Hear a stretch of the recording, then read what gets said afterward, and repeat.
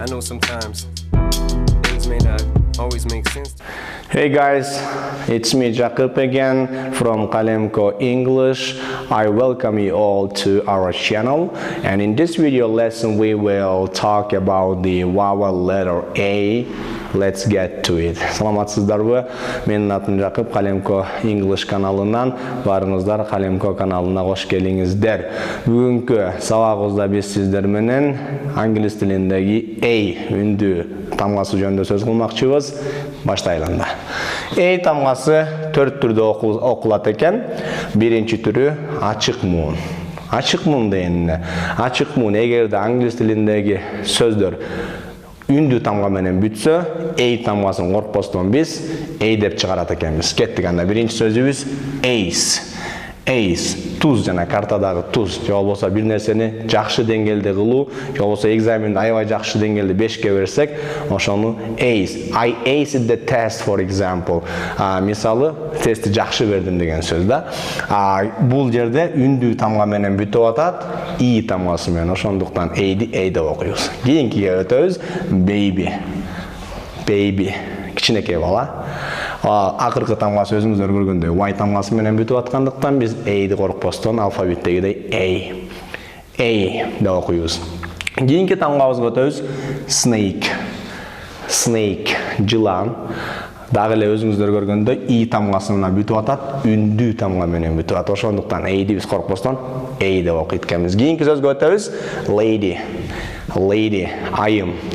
Ал эми акыркы тамганы көрдүңүздөр. Y тамгасы англис тилинде бул жакта үндүү тамгалардын катарында. Ошондуктан биз бул сөздү же тамганы A тамгасын коркпостон A деп чыгарабыз. Lady.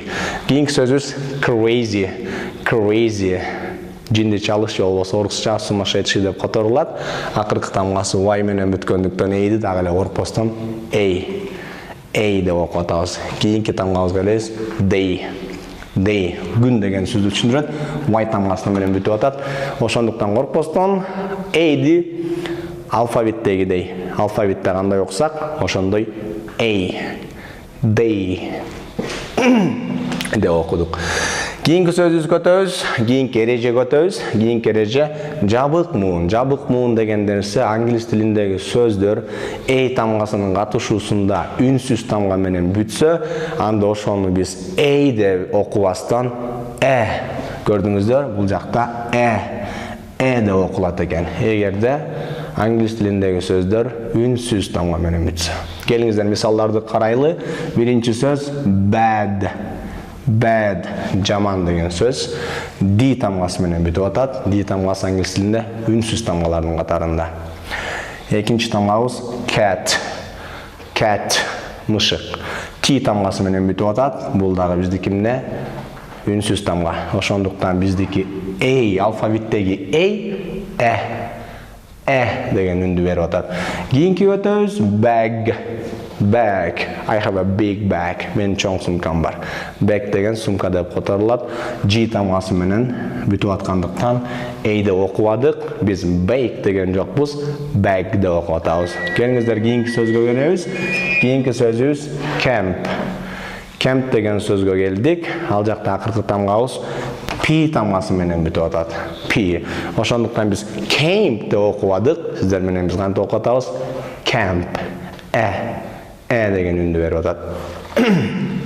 Акыркы сөзүбүз карасаңыздар ant. Муравей деп которулат.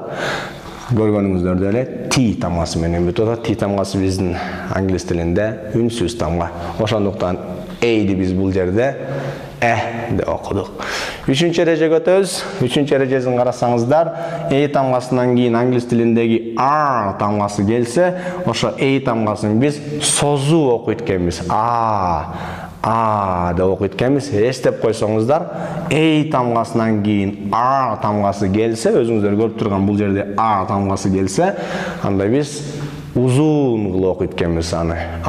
Деп. Мисалы, карасаңыздар, dark, караңгы деген сөз. I am kinda in the dark here. Мен бул жерде караңгыдамын. Мисалы, көрдүңүздөрбү? Адан кийин, Эден кийин А келгендиктен биз муну созуп окудук. R. dark. Кейінгі сөз park. Park. Park деген сөз дағы эле эйден кийин R тамгасы келип атат. Келиңиздер кейинкини карасак, garden. Garden. My grandfather has a big garden. Менин чоң атамдын чоң бакчасы бар. Өзүңүздөр көргөндөй, эйден кийин А тамгасы келди. Мен белгилеп койдум. Жашыл фламенктер менен жазып койдум. Бул жерде созуп окуп атабыз. Кейинки тамгага келели. Farm. Farm. Ферма деген сөз. Дагы эле А тамгасынан кийин R тамгасы келгендиктен биз деп да окубадык, деп да окубадык, биз А деп окудук. Келиңиздер, кийинки сөзгө өтөлү. Charming. Charming. Аябай жакшынакай көрүнгөн, же орусча очаровательный или очаровательная болуп которулат.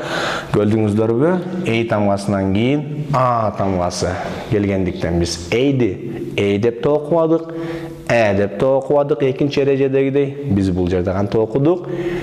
Charming. А деп созуп окудук. Эң акыркы эрежебизге келебиз. Бул жерде тамгасынан кийин дагы эле А тамгасы, андан кийин окулбай турган, жазылып, бирок окулбай турган тамга келе турган болсо, мисал алсак, тамгасы. Тамгасы негизинен сөздөрдүн аягына келгенде окулбай калат. Эгер ушундай учурда тамгасынан кийин А тамгасы келип, андан кийин тамгасы келе турган болсо, анда биз бул жерде бизге бериле турган үн бул деген үндү берет экен анда ошол сөздөр. Мисал жазып койдум бул жерде Англис тилиндеги транскрипциясы биздикиче Келиңиздер сөздөрдү карайлы. Мисалы биринчи сөз care. Забота орусчасы. Мисалы бул жерде care болуп окулду. Анткени тамгасын көрдүңүздөр, андан кийин А тамгасы, андан кийин окулбай турган тамгасы келди. Андан кийинки сөзүбүзгө келсек, hair. Бул болсо коен деген сөз. Дагы эле ошол эреже тамгасы, R тамгасы, андан кийин окулбай турган тамгасы. Кийинки сөз rare. Көрдүңүздөр, бул жерде rare деген сөз үндү берип атат. Анткени бул жерде тамгасынан кийин А тамгасы, андан кийин тамгасы. Бул чанда кездешүүчү деп которулат. Ошондуктан бул сөзүбүздү бул жерде rare, кийинкибизде care деп котордук. Ушул эрежелерди жаттап алсаңыздар, англис тилинде тамгасы менен сиздердин эч кандай бир проблемаңыздар болбойт. Well, it's time to call it a day. I hope you guys liked our video lesson. I hope you enjoyed it. Hope you liked it. If you liked our video lesson, remember to give it a thumbs up and subscribe to our channel. Please remember to follow us on YouTube at qalemedu.com. Until next time. Yeah. I know sometimes things may not always make sense.